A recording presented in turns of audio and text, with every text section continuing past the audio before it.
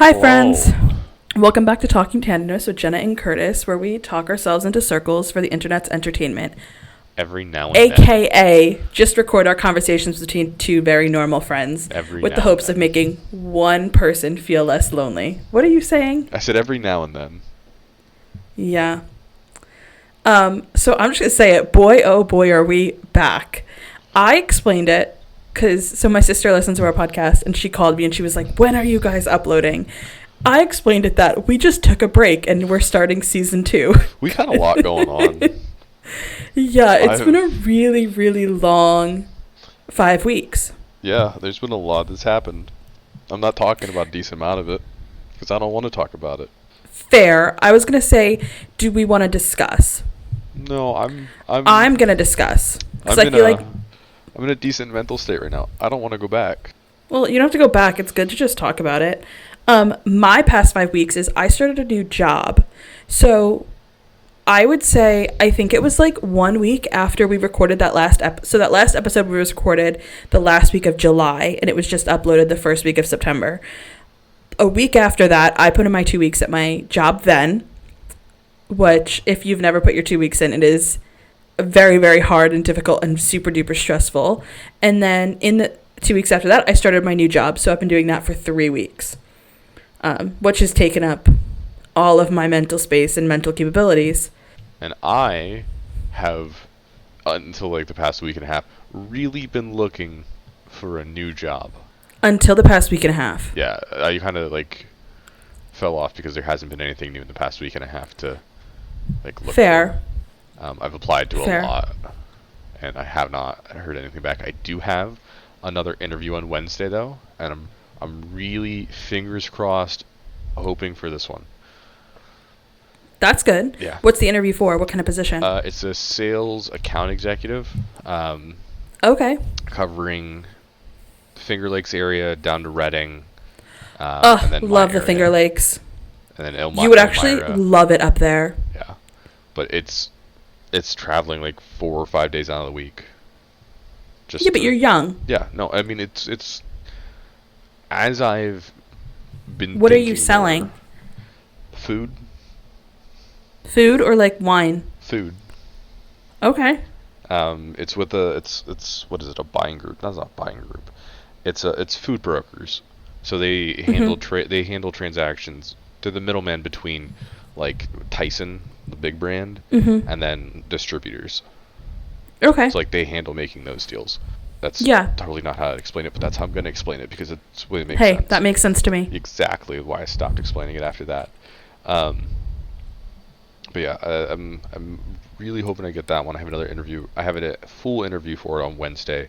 I had a phone call with the one guy who I had a connection with, on Monday. Yeah, Monday. I had a phone call with him, and it really just kind of sold me that I want the position.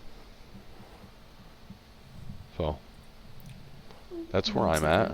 There we go. Okay. I have you really low right now. Right. No, that sounds really good. I mean, that's kind of on track to get you onto a good role to take over your dad's company. So Yeah. that would be really good. Yeah. And I mean, Yeah, as and I've then- been going through this, sorry, I didn't mean to cut you off. No, you're good. Just with work and things there, I've been thinking about like what I want from a job. And I don't want a desk job. I don't think that's what I want. I enjoy Hey, events. so many people go through that though. So it's like Yeah. so normal that people think they want a desk job and think they want like the standard 9 to 5 corporate life, and then they start it and they're like, this is miserable and I hate it and I never want to do this again. And I also just it want something that's fun. And this just sounds fun. Yeah, I mean, granted, I it's like think 3 that's. hours of travel a day. Well, 6 hours round trip travel a day. But Oh, you would be nonstop driving.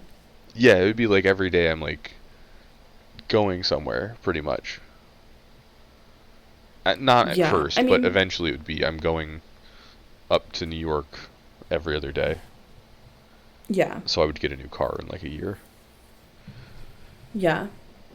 I mean, it sounds fun, and Yeah. I will wish you the best, and probably we'll get an update next week about how it went. Yeah. Well, something like that. Yeah. Yeah, I'm trying Depends to how I like feel I think this afterwards. whole past month has just been like absolutely wild. I feel like there was no point that I could like pick up a phone and pick up the microphone and start talking. And it I wasn't feel even like like we we haven't weren't talked that recording. much Like though. we, yeah, I was gonna say it's not even like we weren't recording, but like we weren't talking. Yeah, Besides like a few text messages here and there. it's been a month. Yeah, I I would say the one thing that I learned about switching companies is I think it for so long.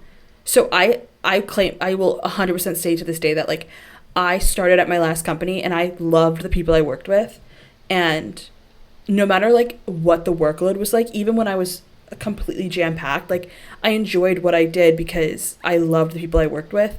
And then obviously I we all heard on the podcast I hated my job for a very, very long time. And now that I'm back with those same people that I was working with when I started at my last company, I realized that it's like 100% it's the people that make your job so much better. Because I talk to them for like, I have like one meeting a day right now. Like it's complete independent work and I'm still enjoying what I'm doing because I know there's people that support me. That's my biggest lesson learned in this. Yeah, And also, when I went to put my 2 weeks in, I don't think we talked about this, but like the amount of people that put their 2 cents in on your life and what you're doing after you give your 2 weeks, like it was, are you sure you're doing this? Do you know you haven't been here long enough? Do you know you're really young? Are you really wanting to switch companies? And then it was the people that are like, obviously I got the act of what can we do to make you stay, or like we'll move heaven and earth to have you stay at our company. But when I decided not to and I wouldn't take any of their offers, it's like they tried to scare me away from leaving, which is not a tactic I ever thought would happen. But they were like, well, do you know what it's like going to be like when you switch companies? Do you know how hard it is to switch companies again? Do you know what it's like to leave? And I was like, you can't scare me. Like, there's nothing you can say that's going to change my opinion. I, I have two thoughts, and I know we talked about the one, but I mean, I agree that it's definitely the people that make the job more enjoyable. Mm-hmm. And I've known that from the beginning that I hate my job. I've never enjoyed it. Well, that's not true. I enjoy some parts of it, but it's never what I wanted to do. So it was never like that enjoyable to me. But I've loved the people that I work with. Mm-hmm. Like I absolutely like love working with everybody. But things have really changed in the past couple weeks, and I'm not the only one there who's seen it. I was talking to one coworker yesterday, the one that I went to the gym with, and she's like, the vibes are off. No one can pinpoint it, but the vibes are off. Like something's Like, up. like since Not your since. whole big situation, or like, I've felt vibes off towards me from management, like mm-hmm. really cold to the point where I don't think if my one coworker had said, "Hey, do you want to go get lunch?" I would have been asked by either of them to go get lunch. Like she did not acknowledge me that day, pretty much. Um, that's like department manager. Like she's just been really cold to me. And I was telling my Huh. coworker about I didn't tell her everything, but I was telling her about some of the things that they've said to me in some of our meetings, and she's like, I don't I don't get it. Like the one example is like when I asked, we were going over some stuff, and I'm like, they're like, what do you need help with? And I'm like, well, I could use help with these two things because I don't know what to do to help make this one better for me. And they're like, well, you do know. And I was like, oh, I don't know. Like, well, you do know. You just have to ask. And I'm like, I thought I did ask. I thought that was me asking. Yeah. Do you think this all comes because I know your company was doing, what is the word for it? Layoff. Oh, reduction in force. Layoffs. Yes, layoffs. Do you Restructuring. think this is all coming from that the company that your department said they need to cut people and Maybe. they're trying to like kind of so the way I explain it is that they gently guide you out by the elbow, but I mean, um it would be just at this point, the way it's being handled would be considered just a target on my back. They're waiting for me to mess up enough to be able to get rid of me. And that's how it's felt. mhm.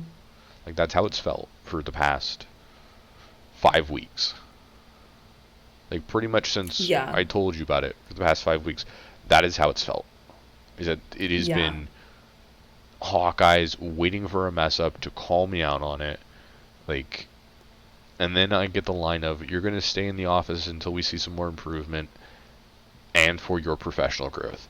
Now, That's when you told me that. So for those listening, Curtis has to go to the office 5 days a week now. Um, when you told me that you're A, you're the only person that's required to do that, and B, that that's a new restriction and that you have to like essentially time log your hours to the minute of what you're doing a I've day and like yeah, that reporting part. on it.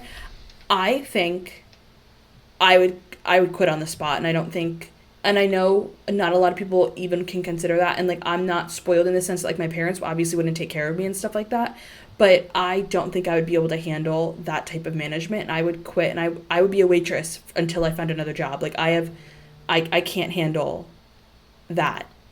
I'm the only reason that I'm able to handle it right now is because I've gotten to a point where I no longer care. Like I care enough to keep my job until I find a new one, but I no longer care. Like I am so Yeah. over it. I've stopped. I basically withdrew from my current class.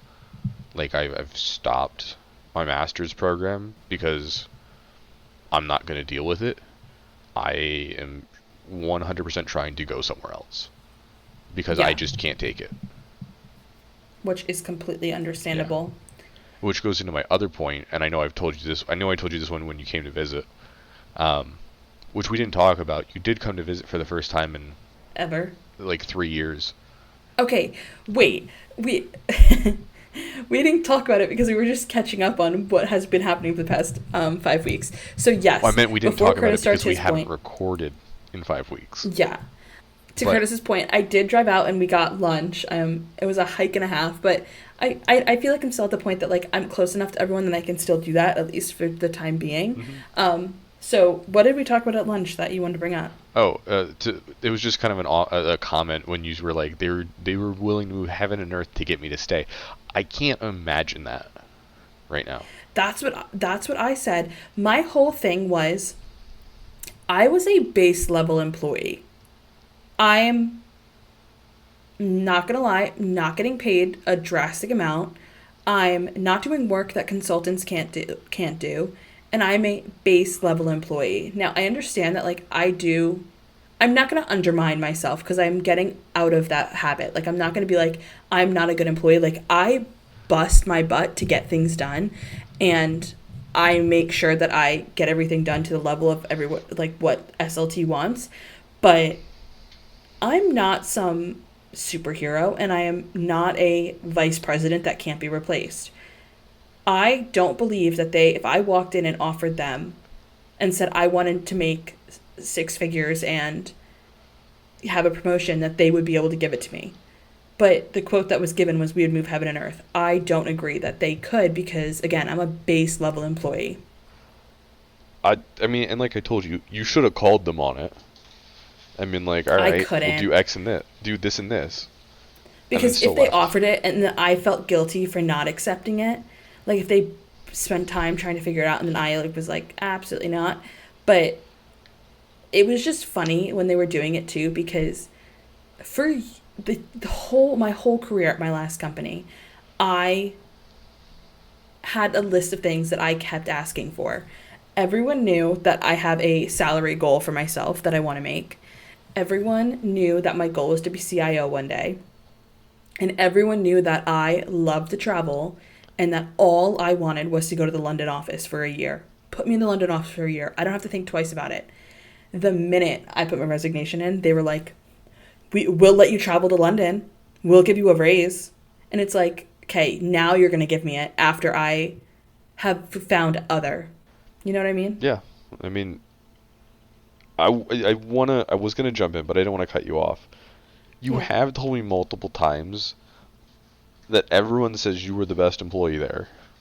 So it's not like you're some just like random entry level employee.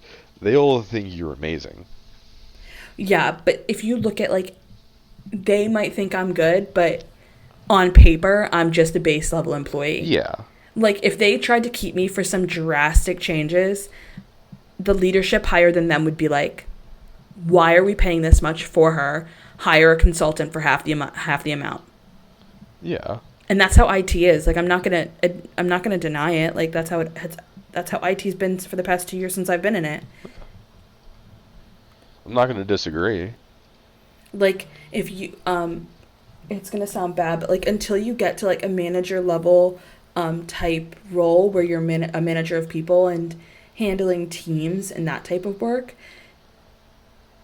you're really just looked at as a resource, and like you're replaceable until you have a team that you can manage and be a people person.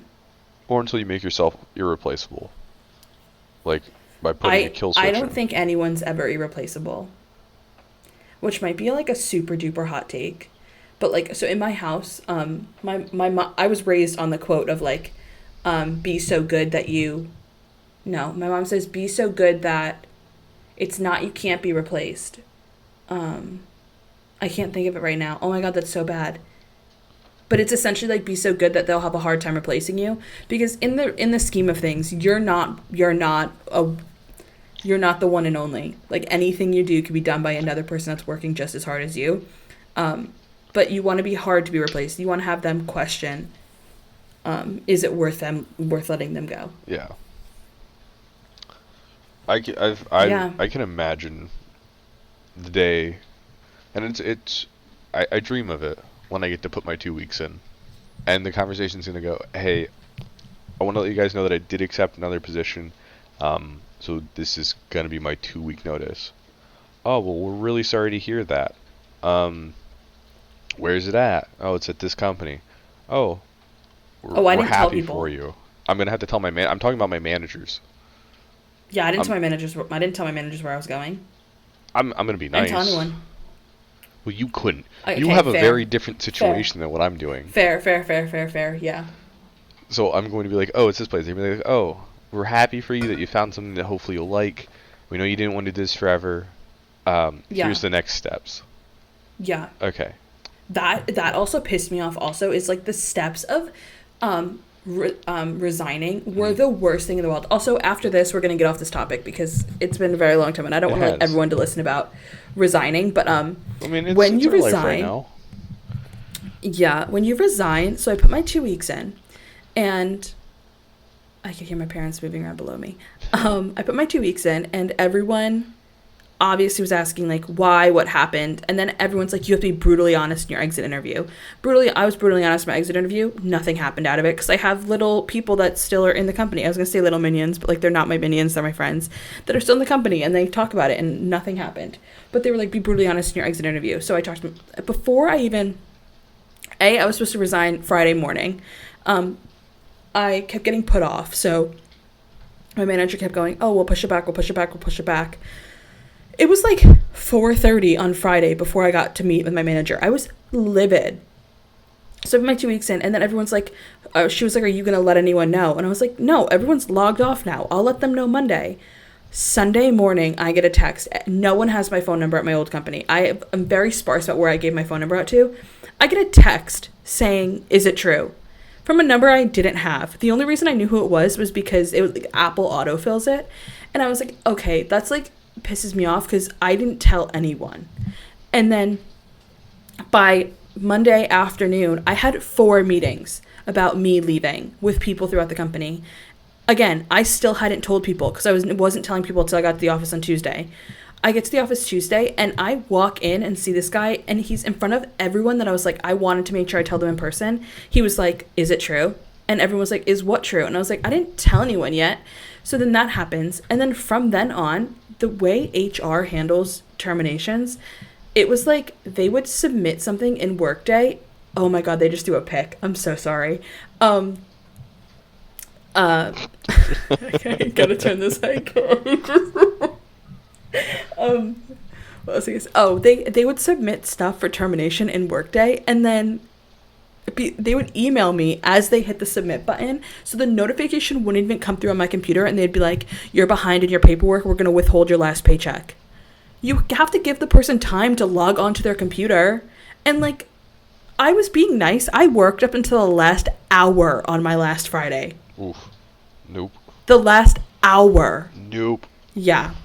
I will be doing exactly what I'm doing now, which is I don't have much to do. Yeah.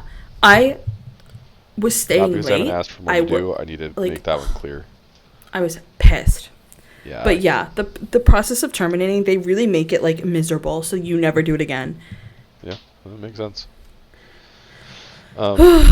My paycheck also was shorted this week. Why? You work in HR. Yeah. But there was a holiday last week, and since I'm the only one who's an hourly employee, I didn't clock in on Monday because I didn't have to because it's a holiday. But I'd be livid. I would be livid. I would go back and say I have paid holidays. Didn't have I messaged my manager this morning when I saw my pay slip, but they couldn't do anything because it's too late. So now I have to wait 1 to 2 weeks for my back pay. Oh, I would be livid. Yeah, I wasn't happy. I'd be actually pissed. Because I don't know.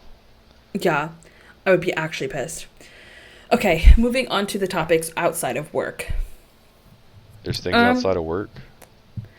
Yeah, barely. So my topics include things about reading and or Oh, I've been doing TikTok a lot trends. of that. Actually, I have a lot on this list, but you pick the first one. I like reading. That's a thing. That's a big thing for me right now. So, do you know something that I learned the hard way? Have you ever had a book hangover? Oh, I get that for TV shows all the time. Yeah, so so I'm going to say TV shows as well because I watched this TV show and it gave me a TV show hangover. Like story hangover. Yeah, it's when you that get like void.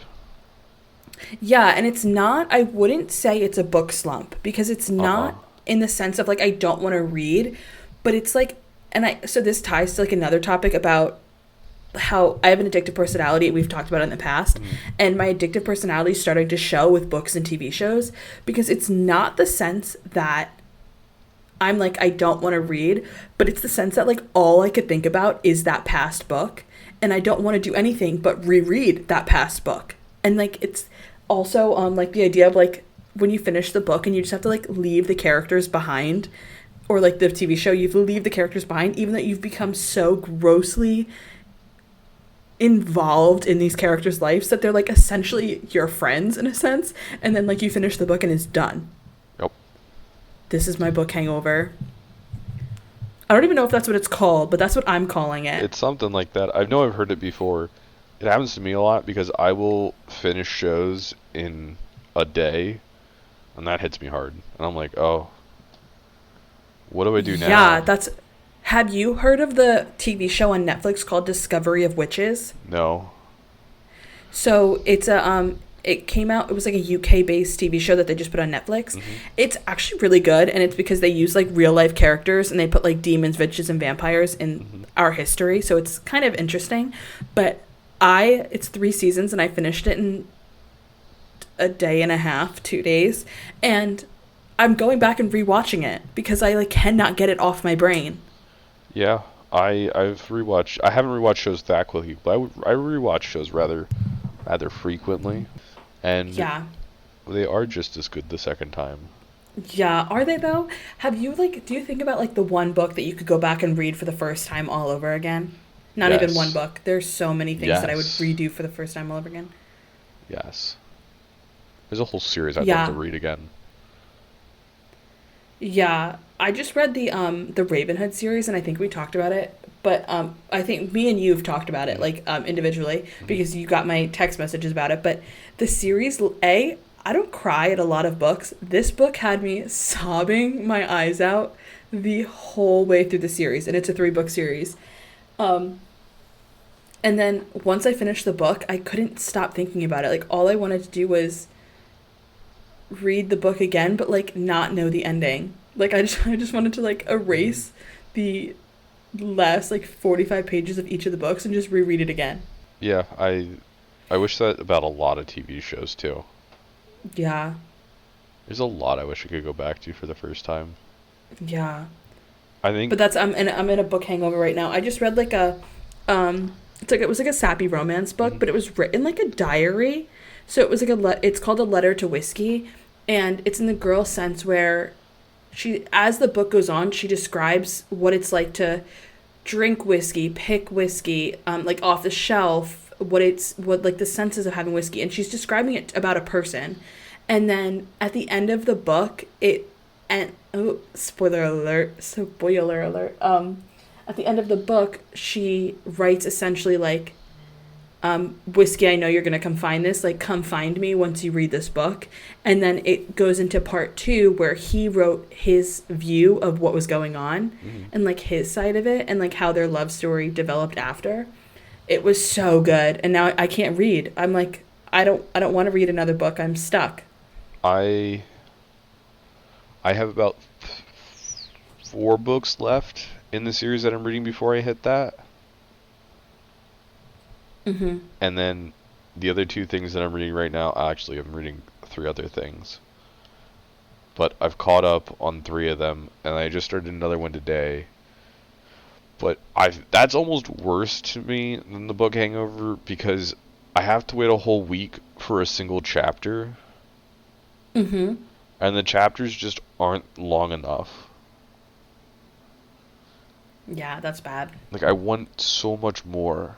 Like I'm not saying they're bad chapters, but they're good chapters. There's just I not couldn't. That's like enough. what is with Netflix and releasing half seasons at a time. It again, I have an addictive personality. So when I watch a TV show that I like, I don't want to watch it in 2 parts. I want to be able to watch it all in one sitting. But now Netflix is like, no, the other half of the TV show will get released in a month and a half. Are we kidding? You're one of the people that I really wonder what you did before streaming. Um, Unhealthily re-binge episodes I see. nonstop. Yeah, so I didn't watch a lot of TV prior to me. I don't. You know me. I still don't watch a lot of TV, Uh-huh. but I.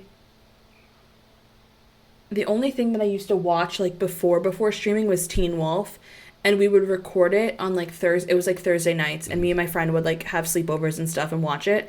But then we would go back until that Thursday and rewatch previous seasons on demand. Yeah, I couldn't do that. Like I like to rewatch stuff, but I have to watch it. Like I can't rewatch it while I'm watching it. Oh, I love it. That's not true. I do that sometimes. I'll go back and watch like an episode or like part of an episode that I really like, and then I'll watch the new episode when it comes out eventually. Yeah. Yeah. Okay, so that was my topic on books. Um, my next topic is about. So I actually don't have TikTok, but this Uh-huh. I might be like way late. One second. I might be like way late in this trend, because I watch it on Instagram Reels Hmm. when I get bored. The demure trend. Oh, very cutesy, very mindful, Okay, there is very never a day in my demure. life when I'll be cutesy, mindful, and demure. Because if you're a grade A yapper, there's no chance you're ever demure. Yeah. Like, there's never a point that I'm like, oh, I'm gonna sip this coffee and like be cutesy and do it all aesthetically. I'm like, no, I'm gonna chug my coffee and yap at the everyone at the restaurant can hear me. Isn't that the joke of it though? I don't know. I just saw it on Instagram Reels, and the girls that were like saying cutesy and demure like actually looked cute and pretty and aesthetic. And I'm like, half the time I have a stain on my shirt and my things are falling out of my purse. Oh, no, the ones I've seen are like, see how she does this? And it's like, see how she hides the thing behind her so that they can't see that she's actually vaping? Very cutesy, very mindful. See how she hides it when she lets go? I chose vaping because that's the first thing that popped into my head. Very demure, very mindful. See, like even that, like if I were to, no, I'm not gonna say a babe, like Like the people that are like how she gently places the shot glass on the counter after taking a shot because she's cutesy, mindful, and demure. I'm like, no, I'm slamming that shit back and hitting the table with it. Or like subtly taking a picture. Like if I don't do things like subtly and cutesy. Like it's just not me. Like the whole trend, I just watch it and I'm like, how are these people like thinking like that? I'm like loud, obnoxious, and annoying. Yeah. I don't know. I don't know what's the correct thing to say to that. I don't know.